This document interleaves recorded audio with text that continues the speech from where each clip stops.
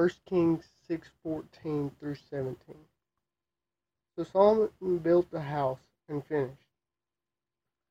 Again, Solomon probably did not actually build the house, but had it prepared. We see that in the chapter before. He was just in charge of it and assured that it was to be finished and done. Verse 15. He built the walls. Again, he probably paid someone and assured that they build it with his royal decrees, being king. Built the walls of the house within with boards of cedar, which Solomon would have made preparations to gather that cedar from the floor of the house to the walls of the ceiling. So cedar was lined all the way throughout it. Now this wasn't done typically for interior due to the value of cedar. It wasn't common where he was from. If walls were made of cedar, they were the exterior, not the walls in the house. This shows the significance and importance of the building for it to have wooden walls instead of some type of mud stoned wall. It shows that it's a place of value. It's a place of worship. Any place that we make of worship, that time spent in that place is of value. So this house was going to be a house of worship. So it was worth and of value.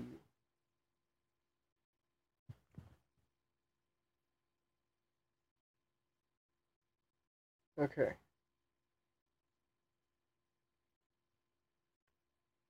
Ceiling covered inside with wood, and covered the floor of the house with boards of fir.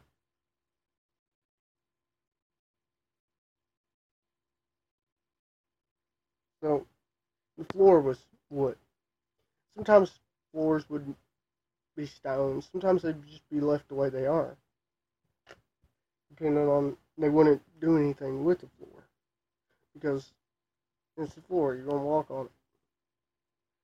But this was a place of significance, importance. So they was put down the floor.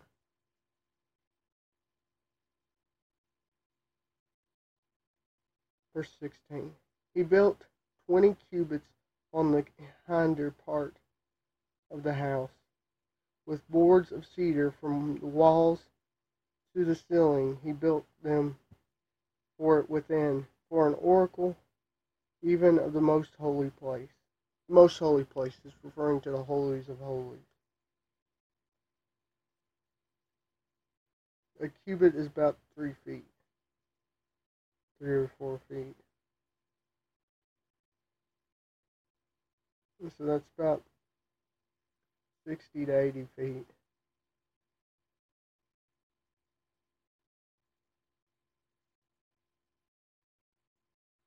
Hinder is behind, so the back of the house.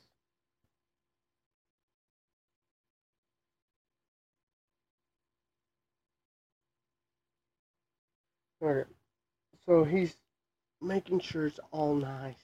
And with the respect he showed to this building, don't you think we should reverence the house of God in a similar manner today when we go in the church? Reverence it, treat it with respect. But sometimes people don't. They just look at it as a building. Yes, it's a building and we can worship God anywhere. But anywhere we worship God is to be sacred. It should be treated as such. Verse 17. The house that is the temple before the oracle was 40 cubits long. The oracle refers, we see that in the previous verse, something in the most holy of holies.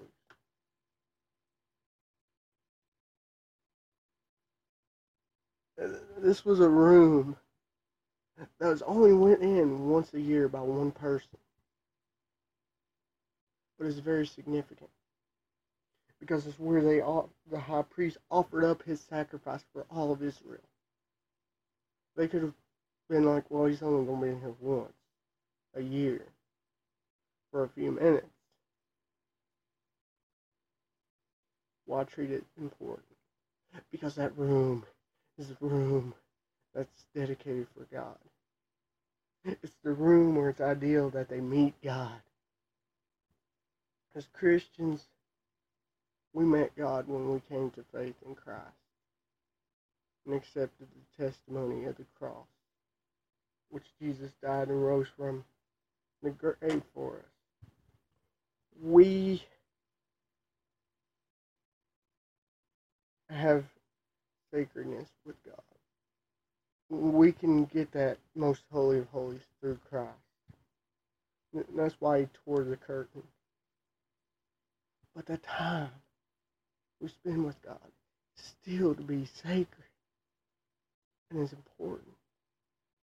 And it should be treated as such.